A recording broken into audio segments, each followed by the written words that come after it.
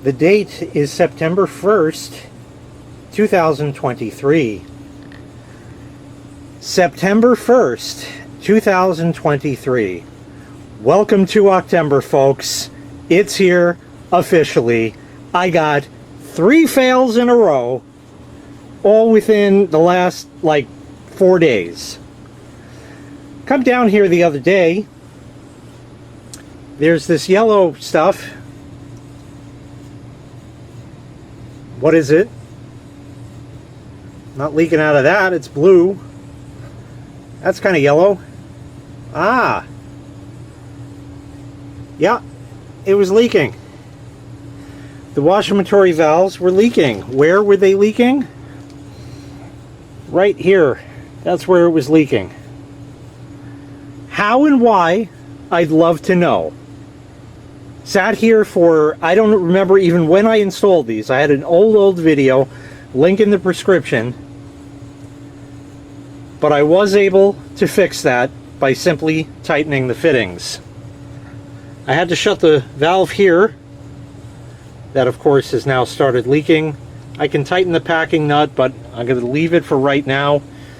Maybe it'll stop on its own. You don't want to touch this stuff because it's old. So that was the first one, and that, thank frig, I was able to rectify. We got more. This pipe comes from this pipe. Okay, it goes behind that. There's simply a T and an elbow to shoot it down that way. And then it goes up, as you see right there, and through there. That is the water feed line for the backyard. When I turn the valve on out there, very, very little water. Strange, something going on in the neighborhood? Check everything else in the house. No, that's all working fine. The valve failed. Now, this is one of those frost-proof valves. You can see it's sort of chrome or aluminum colored where it goes through there. From what I can tell, there is a threaded fitting that screws in. I don't know how long it is. I measured from that fitting to the sill, which was 8 inches. Depot sold a 10 and a 12 inch, so I bought both, and the one I don't use will go back. I'll show you outside. There's the valve. Sorry, not going to turn it on because I don't want it to start leaking. It's supposed to be screwed in or bolted in. It never was. You see it's a tight fit. Of course it's right next to this here, so that makes it more difficult to remove and install. That's nice. I didn't take it apart or do anything. I unscrewed that. Basically whatever's in there fell apart, and I said, alright, well maybe I could just get that piece. Not worried about that, because even with that taken out completely and turning the valve on, very little water. I have a hose running from the front, an old hose I don't use, going into the manifold for the hoses back here, and that's how it has to be for now. Here's one of the replacements. The handle, the cap on top, the spigot. This is a 10-inch one. Goes to a threaded fitting at the end, and it appears the old one is threaded. Hopefully it's just a screw-in replacement. The problem with it is the handle controls a rod that goes all the way down to the end, and that's where like a seal and all that, and that's where it gets screwed up, is in there. I thought about taking the guts out of one of these and trying to transplant it into here, but, or you know, taking the guts out of this and transplanting it into mine. I don't know. I guess that option might still be on the table, but I guess you might as well replace it as long as you're replacing it. So that's the second fail. It's not an emergency because I ran the hose from the front, but still not a good thing. So we'll get on that soon enough. Just mowed the lawn. It doesn't look that good, and there's a great reason for that. The great reason for that is the Ghetto Fabulous lawnmower isn't that fabulous anymore. we're going to do an old school and just keep the camera rolling here. We'll come over here. It's here. It's in one piece. It was in several pieces before. What happened was the grass was tall because we were not mowing the lawn for a while, and it got to be time and whatever, but we've mowed much longer grass than this before. You may notice a slight problem on the primer bulb. Might just be a little bit of an issue, right? Well, that almost was a clue, but not really. See, what happened was we did about half the lawn, maybe even a little more than that, and it mowed just fine, no problem at all. So we went through all of that, did everything it was supposed to do, and then it just stalled out of nowhere. Check the gas tank, pretty empty. Okay, I put fuel in it. The fuel is not old or stale, it's pretty new.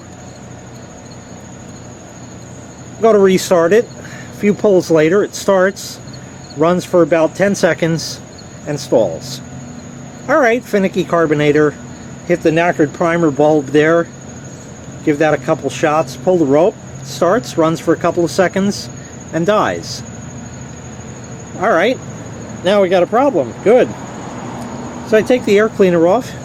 Still nice and clean, the air filter that I replaced compared to the old one. So that all looked good. Yeah, nothing to speak of. Tried to start it like that. When you hit the knackered primer bulb, it will shoot gas in there, and it will pop off and run for a couple of seconds and die.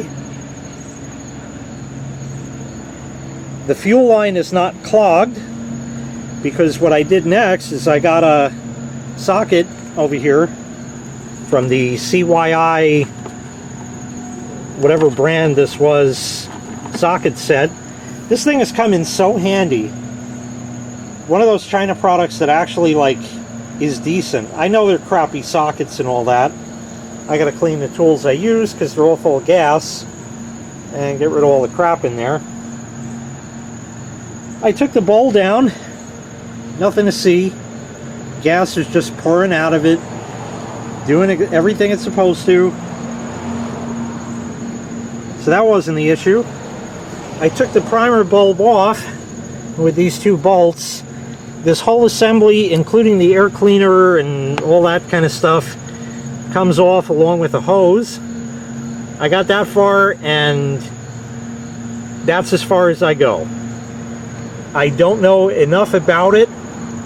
I know this is simple stuff. I was never taught it. I don't know where the next bolt is. There's linkages that I'm going to unhook and I won't know where they go back. And I unfortunately am going to have to call the pros. And I really don't want to do that after the AC shit that I went through. Those guys were utter clowns, and if you're not aware, XJoe81X also had his unit fail on him this summer. Called them, and again, they were just clowning the fuck around, and it was a total disaster with them. So obviously, they're useless. Never using them again. But there's got to be somebody out there. Now, there is a place just over one town, really, that fixes these things. And I have tried in the past to give the guy business. I brought him an old string trimmer, and he says, we don't work on those anymore. They're disposable. Gas string trimmer. I said, okay. So you won't even... I said, all I got is a cracked fuel line. The guy went in the back and grabbed me a length of fuel line and handed it to me, and he said, have a good day. Another time, I could not get the bolt off of my edger, gas edger, 4-cycle gas edger. I couldn't get the bolt off of that, and because of that, I brought it in, and I needed to change the blade on it. So he said, what's the problem? I said, I can't get this bolt off. So he says, here, come in the back. And he put the mower up. They have the edger up. They have these like decks where they can lift it up, and then it's like a lift almost, something like that. So he did that, and he showed me how to get the bolt off. I had tried everything, including an impact gun, and it wouldn't go. And then he showed me the trick to it, and he broke it free. He said, do you need me to change the blade? I said, well, I have another one, but I didn't bring it, so no. And he said, okay, have a good day. I said, how much? He says, no, just go on. So I've tried twice to give him my business, so hopefully I can now. They've done right by me twice, so hopefully that's it. But the Ghetto Fabulous mower is no longer that fabulous. Pretty sure it's just a carbonator issue. Like I said, I took the bowl down and fuel was just pouring out of it. So it's either filthy or it's clogged, or I don't know, but it's not carbonating the fuel, is what I can tell you. You can hit the primer and it'll shoot fuel in there. It'll run for a few seconds and die. There's plenty of gas in there. Like I said, it comes out of the bowl and just gushes out when that's unbolted, so that's not the problem. It's definitely a carbonator issue, and I just don't know how to go further. So we're off to a great start for early October of 2023. Being that we mowed the lawn, I got started with the weed whacker, as I usually do back here, and I do all along across by the Bluick here and go through there. And then I generally don't like to run the mower through here and that. So the wife was outside. I said to her, do you think I ought to just move the Bluick? I generally just try to weed whack and mow around it. And she's like, well, I don't know, this and that. So last I started it was when Dynatrack was here. And it's been since almost a month now. I turned the key, it cranked and cranked and cranked and didn't fire after 8 pumps. I gave it 3 more, turned the key, she fired right up, and believe it or not, ran great. So yes, I did have it out, also because while it looks like they may be Shetalian, there's no Shetalians that live there. So I don't have to worry about that. And I don't know what this van is that's here, but I pulled the Bluick out and I parked it right in front of the Shetalian's house. They're not home now, but I guarantee that if they were still around and she came home, she would flip her shit completely as if the fucking world ended. So the engine is already warm.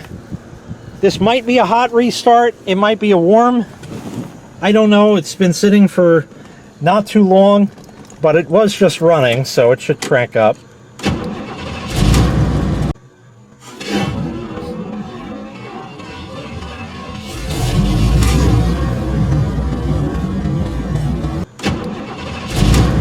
There you go. It's about 75, 78 degrees today. She's running real nice today.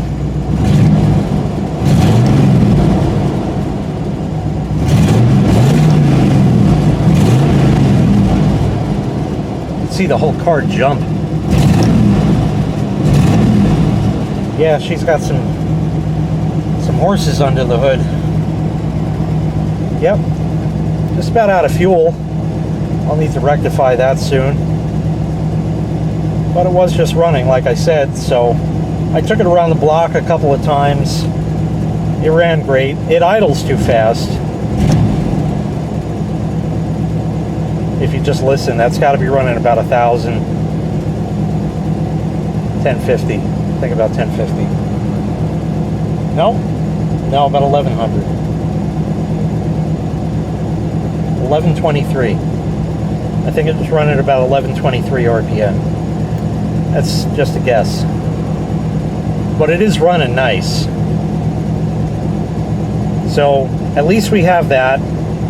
When I did start it up, the alternator belt is a little loose, so it was kind of squealy when you'd rev it, but it's all warmed up now, so that's not a problem anymore. Drove great around the block. Yeah, we're gonna get back into it soon enough. But anyway, I just kind of wanted to end this on a positive note. So there you go. Fluid is running once again. But that's going to do it for this early Octember fail, triple fail for 2023. Early. Terrible, terrible, terrible. So Octember's already costing me money. That's great. I know a lot of you out there are going to say, oh, you just replaced the carbonator. Well, listen, if I had somebody to show me what to do next time, I could do it. I could watch videos, yeah, but there's only so far that really goes. It's kind of really outside of more than what I've done, and I don't like to delve much further into it. Sometimes you have to go out of your comfort zone, but this is way beyond that for me. So anyway, that's going to do it for this video. So out of the grimy windshield that I still never cleaned, because I really don't drive the Buick much, at least the battery in it is still good, that I bought a month ago. That's going to do it. Not looking good. Let me know in the comments. Don't give me stupid Octember shit like a light bulb burned out. It happens, okay? I had that happen too. I didn't even show you. And it's not a cheap bulb. And I don't care that your grandmother's neighbor fell down and twisted her ankle. Okay, that's not an Octember fail. It can happen any day of the year. So don't give me bullshit. It's tough enough just dealing with this as it is. Let me know nice Octember fails like I had. Leaking pipes that should never. Valves that break, that what reason was there for that ever to happen? And then the mower to be running fine and just quit out in the middle of running? What happened? Octember. Thanks so much for watching. I really appreciate it. Make sure you click like, make sure you click subscribe, and take care. We'll see you next time. Bye-bye.